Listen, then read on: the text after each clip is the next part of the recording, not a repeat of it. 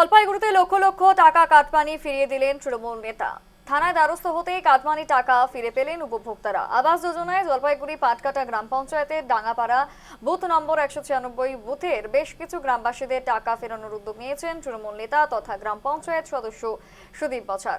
রাজ্যে পালাবদলের পরই এলাকার বাসিন্দারা কাটমানির বিরুদ্ধে সরব হয়েছিলেন।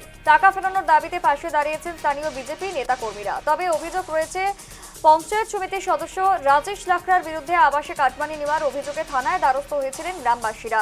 তৃণমূলের নেতারা কার্যত এই বিষয়ে কিন্তু সহমত ব্যক্ত না করলেও রাজেশ লাখরা এখনো কিন্তু পলাতক রয়েছে।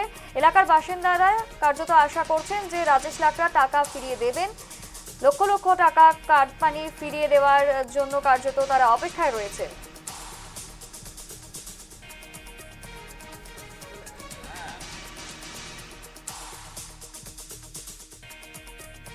আপনি এখানে আসছেন কেন? এই পোষার জন্য পয়সা বলে হ্যাঁ, পোষার জন্য।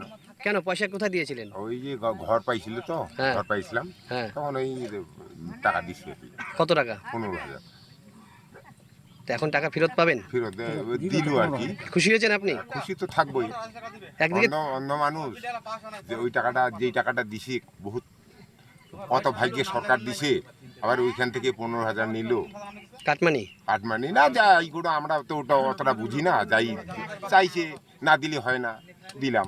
1,60,000 পেয়েছে, 1,20,000 পেয়েছিলেন? 1,20,000 পেয়েছি, তার থেকে 15,000 দিয়েছিলেন। 15,000 দিয়েছি।